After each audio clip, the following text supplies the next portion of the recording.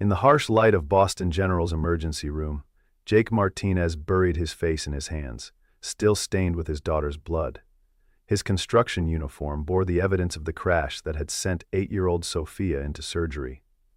The divorce papers clearly state joint medical decisions, the nurse explained firmly.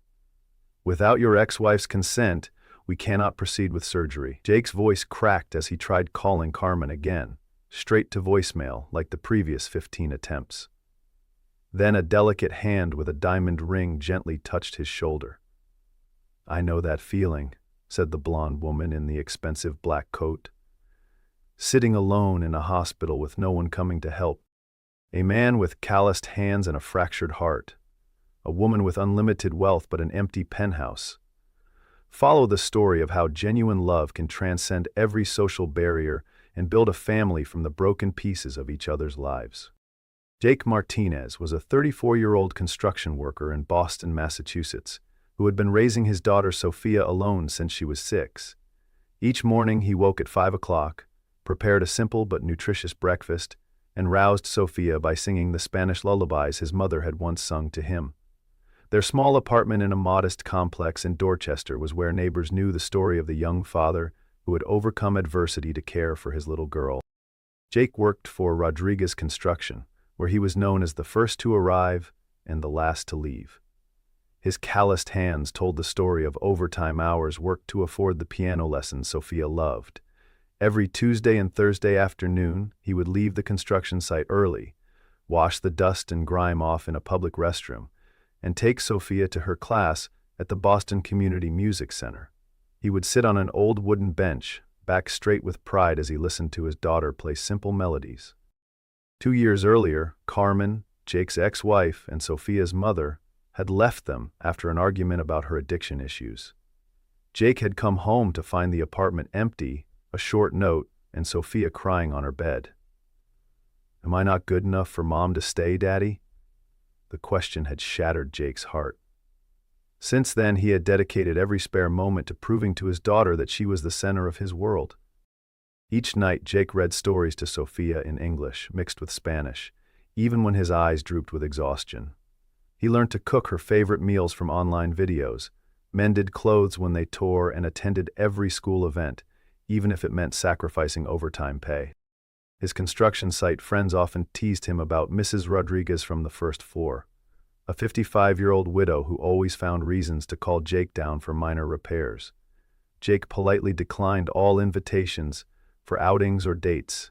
"Sophia needs me," he would say, but deep down Jake was afraid of being hurt again. On that fateful Friday evening, Jake picked Sophia up from her piano lesson. They stopped at the corner store to buy ingredients for weekend pizza, a small ritual they both cherished. As their car crossed the intersection at Dorchester Avenue, an SUV driven by a drunk driver plowed into them at high speed. Jake's world tilted when he regained consciousness amidst blaring ambulance sirens and saw Sophia, unconscious, blood from a head wound soaking her school uniform. Hours later, as doctors explained Sophia's need for immediate surgery, Jake learned that without Carmen's signature, they couldn't proceed. His daughter was bleeding internally, and the woman who had walked away from them both was unreachable in some rehab center in Denver. Victoria Sterling, 38, was the widow of David Sterling, founder of Sterling Technologies, one of New England's largest software companies.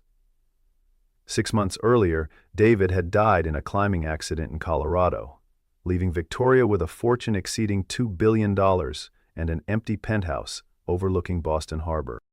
Each morning, Victoria woke in her 90-square-meter bedroom designed by a renowned architect. She drank expensive Ethiopian coffee prepared by her housekeeper while gazing at the city through floor-to-ceiling windows. A successful businesswoman with an MBA from Northwestern, Victoria ran the Sterling Foundation, a charity focused on improving pediatric health care. Behind her perfect exterior and luxurious life, Victoria felt numbingly alone. She and David had tried for years to have children without success. They had been in the process of adopting when the accident occurred. Now, Victoria lived in a world where board meetings and charity galas couldn't fill the void in her heart. That Friday evening, Victoria was at Boston General Hospital for the inauguration of a new pediatric wing, funded by the Sterling Foundation. Instead of going home after the ceremony, she wandered the hospital corridors, feeling a strange connection to the place. 6 months before, she had sat in a similar waiting room in Denver, signing David's organ donation papers in absolute solitude. As Victoria passed the emergency room, she overheard an argument. A man in a blood-stained construction uniform was pleading with the nurse to allow surgery for his daughter. "Carmen's in some rehab center in Denver. I can't reach her, and Sophia is dying." Victoria paused, the word Denver and the desperation in the man's voice catching her attention. She watched Jake collapse onto a plastic chair, head in his hands, shoulders shaking with sobs. No one paid attention to him, just an ordinary working man in a busy hospital. Victoria felt an invisible connection to this man. The same pain, the same helplessness when facing the complex medical system. Instead of walking away like other passers-by, Victoria sat down in the chair next to Jake. "I overheard your conversation with the nurse," she said softly. "Your daughter needs surgery?" Jake looked up, eyes red and suspicious. Victoria didn't look like anyone he'd ever encountered in his neighborhood, from her cashmere coat to her Italian leather shoes. "Sorry, I don't have time for," Jake began, but Victoria interrupted. "You're not alone anymore," she said, her voice low and certain. "6 months ago, I sat in a chair just like this one, feeling completely helpless as my husband died. No one sat beside me, no one offered to help. I couldn't save David, but perhaps I can help your daughter." Jake stared at this stranger, not understanding why she would care. But as Victoria took out her phone and called her personal attorney, he began to feel a fragile glimmer of hope. After Sophia's successful surgery, Jake thought he would never see Victoria Sterling again. But 3 days later, as he sat by Sophia's hospital bed, Victoria appeared with a teddy bear and a bag of books. She came not as a hospital benefactor or a helper, but as someone genuinely concerned about Sophia's recovery. "You like piano, don't you?" Victoria asked Sophia when she noticed the music book among the girl's belongings. Sophia's eyes brightened. "Yes, Daddy says I have talent." Victoria smiled. "I used to play piano as a child too. Perhaps, when you're feeling better, we could play together?" The initial brief visits gradually became longer. Victoria brought an iPad so Sophia could keep up with her schoolwork during her hospital stay. She read to the girl when Jake had to work. Occasionally, Jake would return to find them playing word games or laughing about some story. After Sophia was discharged, Jake was surprised when Victoria texted to check in. "How is she doing today? Is she remembering her physical therapy exercises?" From simple messages to video calls helping Sophia with homework, Victoria slowly became an essential part of their daily lives. One Tuesday evening, when Jake couldn't take Sophia to her first piano lesson after the accident because he had to work overtime, Victoria volunteered to take her. When Jake returned to the apartment, he found Victoria and Sophia in the kitchen, both wearing aprons and making cookies, flour scattered everywhere. "We decided to bake to celebrate the successful piano lesson," Victoria explained, looking embarrassed as she surveyed the messy kitchen. Jake stood in the doorway, watching this woman he knew lived in a luxury building in Back Bay, carefully teaching Sophia how to fold cookie dough. There was something tender and familiar about the moment, as if Victoria belonged in their small kitchen. Gradually, Victoria began joining them for dinner 2 or 3 times a week. Jake taught her to cook traditional Mexican dishes, and Victoria shared stories about her travels around the world. Sophia sat between them, eyes lighting up as she heard about distant places she had only seen in textbooks. "Why don't you stay after dinner and watch a movie with us?" Sophia asked one evening, her voice hopeful. Jake was about to interject, but Victoria smiled. "I'd like that very much." They sat on the old sofa, Sophia nestled between them, wrapped in a blanket, watching an animated film Victoria had never seen before. When Sophia dozed off, her head resting against Victoria's shoulder, Jake realized it had been a long time since he had felt such peace. On a Sunday, Victoria invited them to her apartment. Sophia was overwhelmed by the city views, while Jake felt uncomfortable amid the expensive furnishings. "This doesn't feel like a home," Victoria admitted when she saw Jake's expression. That's why I prefer coming to your place. That evening, with Sophia asleep in the luxurious guest bedroom, Jake and Victoria sat on the balcony, looking out at the city lights. "Why did she leave?" Victoria asked gently, referring to Carmen.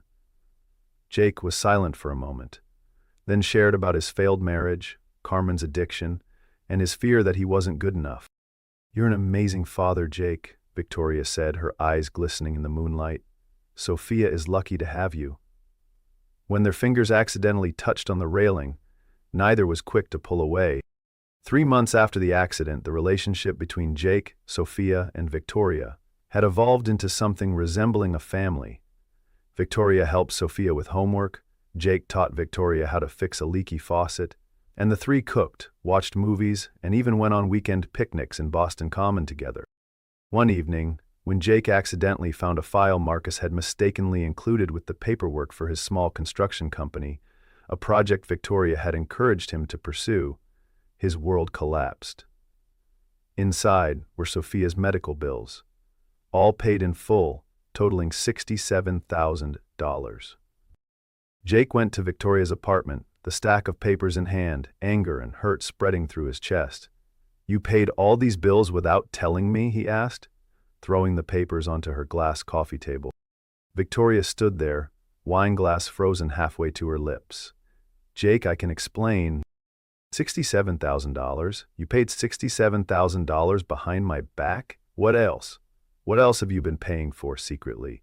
Sophia's piano tuition, her new soccer cleats, the groceries I thought I was buying for our dinners.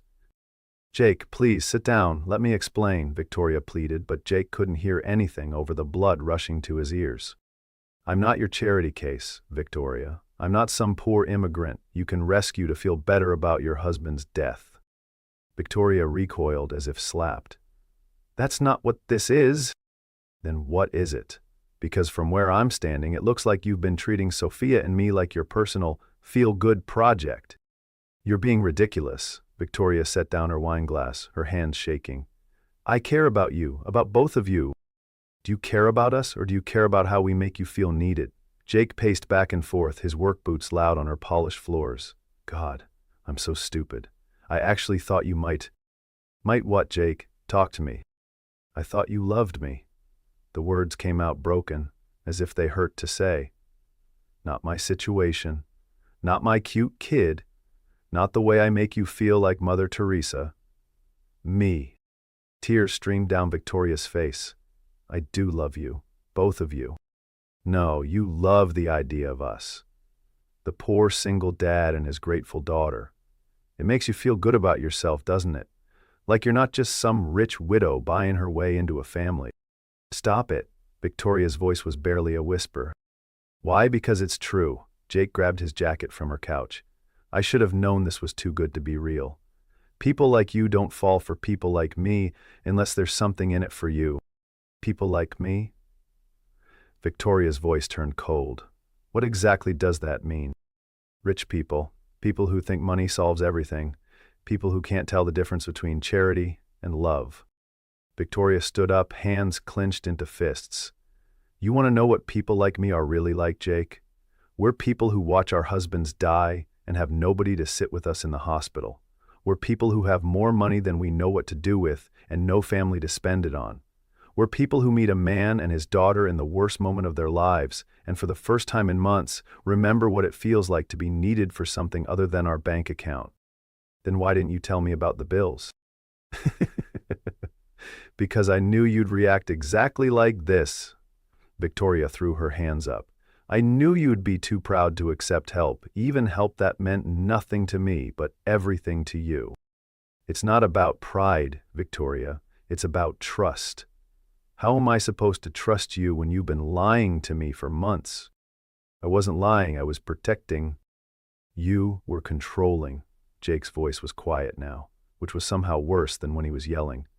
"Just like Carmen used to do, making decisions for me, telling me what's best for me, acting like I can't take care of my own family."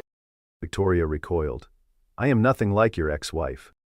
"You're right, Carmen never had $67,000 to throw around. But the result is the same. I end up feeling like less of a man." "Jake, that's not what I meant to..." I know what you meant to do. You meant to fix everything, just like you always do. But some things can't be fixed with money, Victoria. Some things have to be earned. Jake headed for the door, then stopped. I need some time to think about this. About us. What does that mean? It means I don't know if I can be with someone who doesn't trust me enough to tell me the truth, even when the truth is that she's helping me. After Jake left, Victoria sank onto her couch and cried harder than she had since David's funeral. She'd been trying to protect Jake's pride, trying to show him she cared, trying to be part of their family. Instead, she'd destroyed the best thing that had happened to her since losing David. Her phone rang at 6 o'clock the next morning. Marcus's name appeared on the screen. "Victoria, I have bad news," he said without preamble. "Carmen Martinez just filed for emergency custody of Sophia. She's claiming Jake is an unfit father who's been exploiting his daughter's medical situation for financial gain." Victoria's blood went cold. What? She's hired Rebecca Walsh. She's good, Victoria, really good. And she has evidence of Jake's financial struggles, including medical bills that were mysteriously paid by an outside party. The bills I paid. The bills you paid. Walsh is arguing that Jake has been essentially pimping out his relationship with you for money, using Sophia as bait to land a wealthy woman. She's calling it emotional fraud. Victoria felt sick. Her attempt to help Jake had now given his ex-wife ammunition to take Sophia away from him. "There's more," Marcus continued. "Carmen completed her rehab program last month. She has a clean record now, a steady job in Denver, and she's claiming she wants to provide Sophia with a stable home away from what she's calling Jake's opportunistic lifestyle." "This is my fault," Victoria whispered. "Victoria, you were trying to help." "I destroyed them, Marcus. I destroyed the only real family I've ever been part of, because I couldn't just let Jake handle his own problems." "What do you want me to do?" Victoria looked out her penthouse window at the city below, thinking about Jake's proud face when he discovered her secret, thinking about Sophia's laugh, thinking about the family she'd had for just a few perfect months. "Everything," she said finally. "I want you to do everything we can to keep Sophia with her father. I don't care what it costs." "Victoria, given your relationship with Jake, it might be better if you stayed out of this legal battle. Your involvement could make things worse for him." Victoria closed her eyes. Marcus was right. The best thing she could do for Jake and Sophia now was to stay away from them completely. But that didn't mean she was going to let Carmen take Sophia away from the father who loved her more than life itself. "Set up a meeting with Rebecca Walsh," Victoria said. "It's time Carmen Martinez learned that she's not the only one who can play hardball." The custody hearing began a week later. Carmen sat at the plaintiff's table, looking clean and professional in a navy suit. Jake sat with Marcus, trying not to look at the gallery where Victoria was supposed to be. She wasn't there. "Your Honor," Walsh began, "my client seeks emergency custody of her daughter, Sophia Martinez, due to the father's recent pattern of exploitative behavior and unstable living situation." Jake's hands clenched as Walsh painted him as an opportunistic gold digger who had used Sophia's medical emergency to manipulate a wealthy widow. She presented evidence of his unpaid bills, his modest apartment, his lack of higher education. Mr. Martinez has created an unhealthy environment where his daughter is exposed to inappropriate adult relationships based on financial transactions rather than genuine affection, Walsh continued.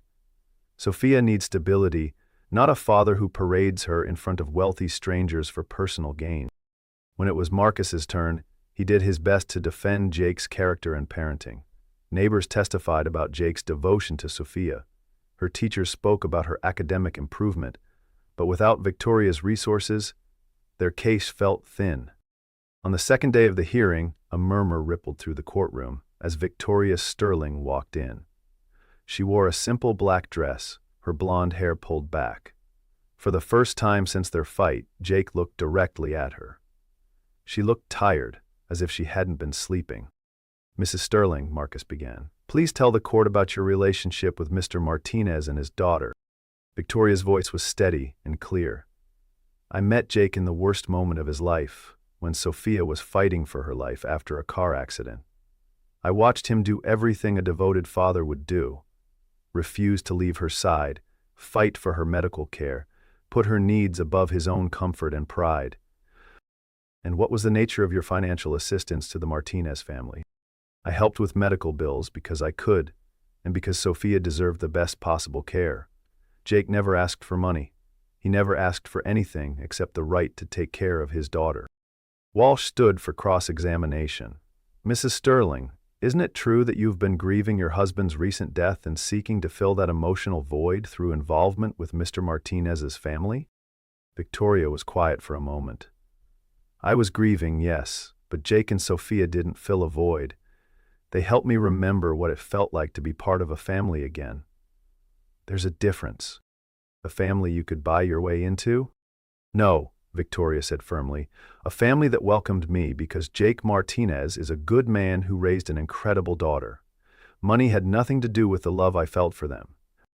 Love that has apparently ended given that you and Mr. Martinez are no longer together. Victoria glanced at Jake, and he saw tears in her eyes. Our relationship ended because I made decisions for Jake without consulting him, because I let my resources become a wall between us instead of a bridge. That was my failure, not his. After Victoria stepped down, she didn't return to the gallery.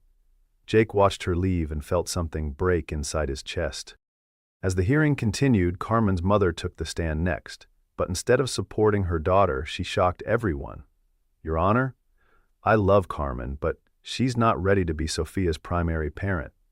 She's been clean for 3 months, and that's wonderful, but Sophia needs consistency. She needs her father, who has never wavered in his devotion to her. Judge Morrison retired to deliberate. Jake sat in the hallway with Sophia, both exhausted. Marcus was on his phone, pacing. Carmen sat at the other end of the hall with her lawyer. Dad, Sophia said quietly, if I have to go live with Mom, will you visit me? Jake pulled her close. You're not going anywhere, baby. We're going to be okay. Promise? Jake looked down at his daughter's trusting face and made a promise he prayed he could keep. Promise. 20 minutes later, they were called back into the courtroom. Judge Morrison looked serious as he shuffled through his papers. This case presents a difficult question about what constitutes the best interests of a child, he began. Jake held his breath. However, before I render my decision, Mrs. Sterling has requested to address the court with an additional matter that may impact this case. Victoria stood up from the back of the courtroom. Jake stared at her in confusion. Your Honor, Victoria said, walking to the front of the room, I would like to formally petition this court for permission to adopt Sophia Martinez as my daughter, with Jake Martinez's full consent and support. The courtroom erupted. Carmen's lawyer was on her feet objecting. Marcus looked stunned. Furthermore, Victoria continued, raising her voice above the chaos, Mr. Martinez and I intend to marry, making Sophia legally and permanently part of a stable 2-parent household. Judge Morrison banged his gavel for order. Mrs. Sterling, this is highly irregular. Your Honor, I know it's unusual, but Sophia has already become my daughter in every way that matters. I love her as if she were my own child, and I love her father, not because of money or convenience, but because they are my family. Jake stood up slowly. Victoria, what are you doing? She turned to look at him, tears streaming down her face. I'm fighting for our family, Jake, the way I should have from the beginning. Not with money, but with love. Judge Morrison studied them all for a long moment. Mr. Martinez, do you consent to Mrs. Sterling's adoption petition? Jake looked at Victoria, this incredible woman who had just put herself and her reputation on the line for him and Sophia. Yes, Your Honor, I do. And the marriage proposal? Yes to that too, Jake said, his voice breaking. If she'll still have me after I was such an idiot. Victoria smiled through her tears. That's a yes. Sophia jumped up from her seat. Does this mean Victoria gets to be my mom for real? Judge Morrison actually smiled. Well, young lady, that depends on several factors. But I have to say this is the most interesting custody case I've presided over in 20 years. 6 months later, Jake stood at the altar of Boston General Hospital's chapel, watching Victoria walk down the aisle in a simple white dress. Sophia skipped beside her, carrying both rings in a small velvet box and grinning as if she'd planned the whole thing herself. "You look beautiful," Jake whispered when Victoria reached him. "You clean up pretty good yourself," she whispered back, straightening his tie. The ceremony was simple but perfect. Jake's construction crew sat next to Victoria's business associates. Marcus Webb dabbed at his eyes with a handkerchief. Carmen sat in the back row with her mother, both of them crying, happy tears, Jake realized with surprise. After they exchanged rings and kissed, Sophia threw her arms around both of them. "Finally, now we're officially a family." The reception was held at their new house, not Victoria's penthouse or Jake's apartment, but a home they'd chosen together in Sophia's school district. The backyard was filled with mismatched tables and chairs, string lights, and the sound of laughter in both English and Spanish. "Speech! Speech!" Miguel called out, raising his beer bottle. Jake stood up reluctantly. "I'm not good at speeches." "You're terrible at speeches," Sophia corrected, which got another laugh. "Thanks for the support, mija." Jake cleared his throat. "A year ago I thought my world was ending. Tonight, I know it was just beginning." "Victoria, you didn't just save Sophia's life that night in the hospital, you saved mine too. You taught me that accepting help isn't weakness, and that love isn't about being perfect.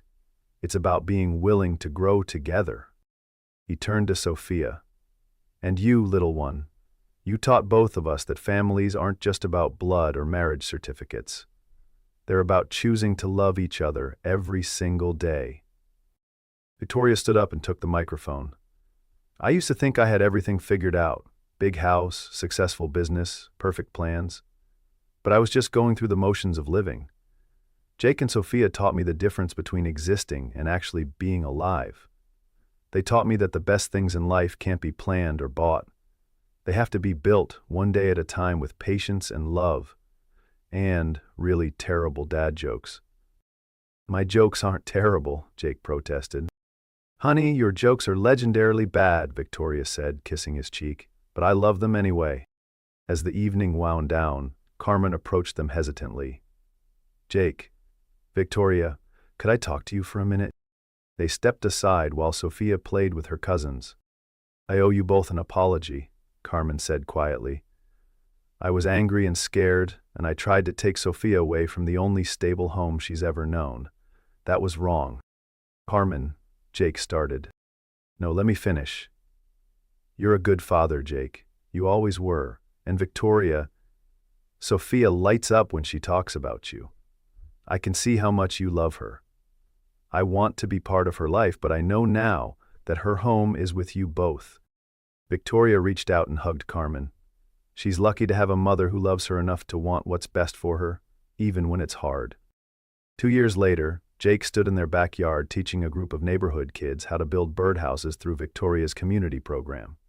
His construction company was thriving, and he had just hired his 3rd full-time employee. "Dad, you're doing it wrong," Sophia called from the picnic table where she was helping sort screws and nails. At 10 years old, she had become his unofficial assistant and harshest critic. "I've been building things since before you were born, mija," Jake replied, but he was smiling. "Yeah, but you never listen when I tell you the easier way to do it." Victoria emerged from the house, one hand resting on her rounded belly, the other carrying a pitcher of lemonade. At 6 months pregnant, she glowed with happiness. "How are my construction workers doing?" she asked, setting the pitcher on the table. "Your husband is being stubborn again," Sophia reported. "He's probably right," Victoria laughed, sitting down carefully. "Your little sister is going to be just as opinionated as you are." "Good. Someone needs to keep Dad in line when I'm at college." Jake walked over and kissed Victoria's forehead, then knelt down to talk to her belly.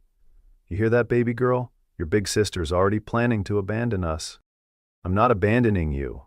I'm going to be a doctor, remember? I'm going to fix people who are broken, just like Mom fixed our family." Victoria's eyes filled with tears. Pregnancy hormones, she claimed, but Jake knew better. Even after 2 years, Sophia's casual acceptance of Victoria as her mother still moved them both deeply. As the sun set, their backyard filled with the sounds of children playing, parents chatting, and the general chaos of a house full of love. Jake looked around at the life they'd built. Messy, loud, imperfect, and absolutely everything he'd never dared to dream of. Sometimes the best families are the ones you choose, and sometimes the greatest love stories begin with 4 simple words. You're not alone anymore. Fractured lives can become whole when the right person comes along, not because of status or money, but because of the courage to trust again.